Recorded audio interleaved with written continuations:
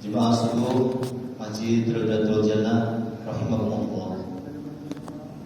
Kita sebagai hamba yang beriman kepada Allah Subhanahu wa taala senantiasa untuk selalu berdoa kepada Allah Subhanahu wa taala agar keinginan dan juga hajat kita bisa tercapai.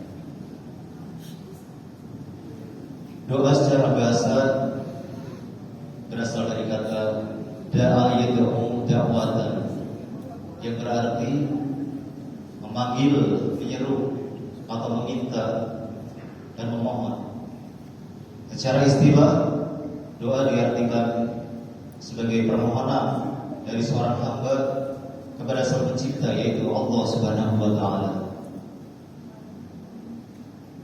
Dalam Quran surat Ghafir atau surat Al-Mu'min, surat ke-40 ayat ke-60, Allah Subhanahu wa taala berfirman, A'udzu billahi minasyaitonir rajim. Bismillahirrahmanirrahim. Qala rabbukum ud'uni astajib lakum.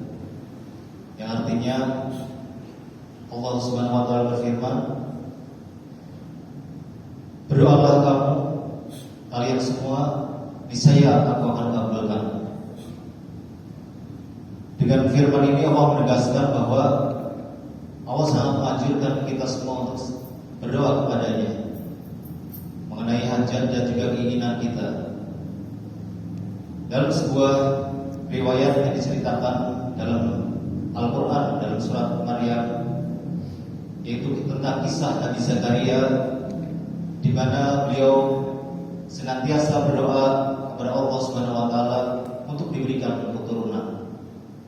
Dan Nabi Zakaria istiqomah berdoa kepada Allah, padahal secara logika di zaman sekarang ini usia beliau sudah menginjak usia kakek-kakek atau nenek-nenek yang sudah renta.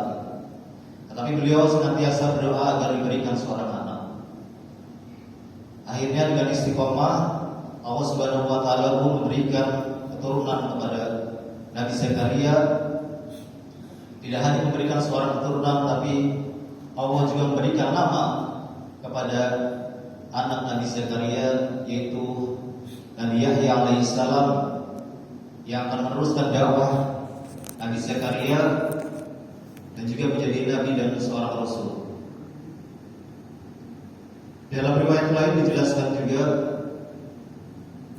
di zaman Nabi Musa ada seorang ibu-ibu mendatangi Nabi Musa.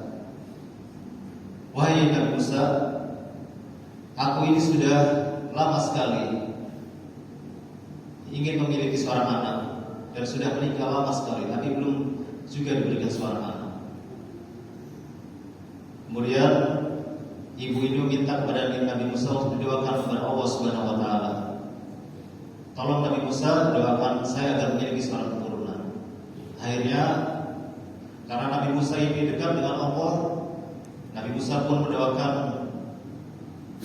ibu ini agar diberikan seorang keturunan. Kemudian Nabi Musa pun berdoa, ya Allah, berikanlah hamba-Mu ini seorang keturunan. Kemudian Allah pun langsung menjawab, wahai Musa, ibu ini ditakdirkannya tidak memiliki seorang anak dan menjadi seorang yang mandul. Kemudian esok harinya Nabi Musa pun menemui ibu tersebut dan mengatakan kepada ibu tersebut bahwa mohon maaf ibu, bahwa ibu ditakdirkannya tidak bisa memiliki seorang anak. Kemudian ibu itu pun meminta lagi sekali lagi kepada Nabi Musa, wahai Nabi Musa, tolong doakan lagi sekali lagi permintaan saya ini kepada Allah Subhanahu wa taala. Akhirnya Nabi Musa pun menyanggupi dan juga mendoakan lagi kepada Allah Subhanahu wa taala. Kemudian Allah pun menjawab lagi, wahai Musa, ibu ini tidak bisa memiliki seorang anak dan menjadi seorang, takdirnya sudah menjadi orang yang mandul. Kemudian setelah diberitahuan lagi kedua kalinya, ibu ini pun senantiasa selalu berdoa dan selalu istiqomah meminta kepada Allah Subhanahu wa taala. Dan beberapa tahun kemudian, beberapa lama kemudian, Nabi Musa pun berjumpa dengan ibu ini dan dia menggendong seorang anak. Dan dia mengatakan kepada Nabi Musa, "Wahai Nabi Musa, ini adalah anakku." Dan Nabi Musa pun terkejut melihat ibu ini. Bagaimana bisa gitu ya, seorang yang sudah ditakdirkan tidak bisa memiliki seorang keturunan, tapi Allah bisa memberikan. Akhirnya Nabi Musa pun berdoa kepada Allah, "Ya Allah, bagaimana bisa gitu? Seorang yang sudah ditakdirkan tidak bisa memiliki keturunan, tetapi Engkau berikan keturunan." Kemudian Allah pun menjawab, "Wahai Musa, ibu ini senantiasa berdoa dan istiqomah kepadaku, tidak henti-hentinya memuji namaku setiap hari, bahkan setiap detik memuji namaku. Akhirnya aku pun yang tadinya ditakdirkan tidak bisa memiliki seorang anak, akhirnya aku pun memberikan dia keturunan. Karena ketahuilah, sesungguhnya karunia dan juga rahmatku lebih besar kepada hamba-hambaku." Dari cerita ini tentu kita bisa mengambil hikmah bahwa betapa luar biasanya, dahsyatnya sebuah doa yang kita panjatkan kepada Allah Subhanahu wa taala. Sesuatu yang mustahil pun bisa Allah berikan kepada kita semua jika kita istiqomah dan yakin kepada Allah Subhanahu wa taala. Untuk itu mari kita di bulan suci Ramadan ini senantiasa istiqomah berdoa kepada Allah Subhanahu wa taala. Apalagi di bulan suci Ramadan ini segala pahala dilipat gandakan dan juga doa pun insyaallah akan makbul, akan dikabulkan oleh Allah Subhanahu wa taala. Imam Al-Ghazali dalam kitab Ihya Ulumuddin berikan adab-adab berdoa kepada Allah Subhanahu wa taala. Di antaranya yaitu yang pertama, berdoalah ketika waktu-waktu mustajab. Waktu mustajab itu waktu yang kapan? Kemudian waktu yang mustajab itu dijelaskan oleh beliau bahwa di sepertiga malam, tepatnya di tahajud.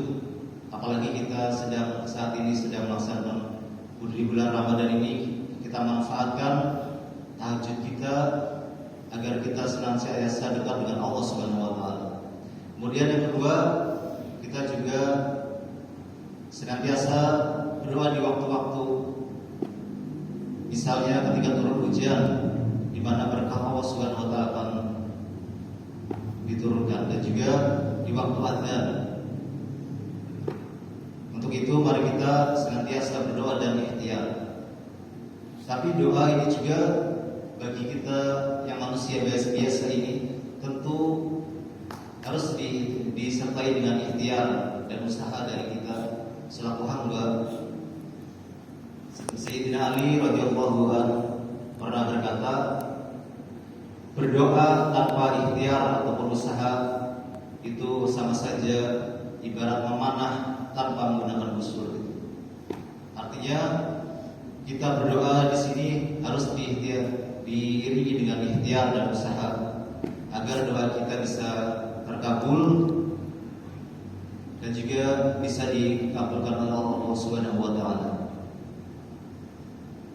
Dengan demikian, mari kita semuanya tidak bosan-bosannya kita doakan diri kita, keluarga kita, umat Islam yang ada di seluruh dunia ini, dan juga seluruh manusia yang ada di muka bumi ini, agar senantiasa bisa selamat baik dunia maupun akhirat. Sebagaimana Rasulullah pun tidak egois ketika mendoakan, beliau senantiasa mendoakan, tidak hanya mendoakan dirinya sendiri, tapi mendoakan umat. Bahkan di akhir hayatnya Rasulullah tidak memikirkan keluarganya, bahkan dirinya sendiri, tapi Rasulullah menanyakan umatku, bahkan sampai 3 kali. Akhirnya di sini kita berdoa pun tidak hanya untuk diri kita sendiri, tapi untuk orang banyak dan juga untuk umat, khususnya umat Islam ya. Mungkin itu saja yang bisa saya sampaikan. Semoga bermanfaat. Usikum wa nafsi bi taqwallah. Wassalamualaikum warahmatullahi wabarakatuh.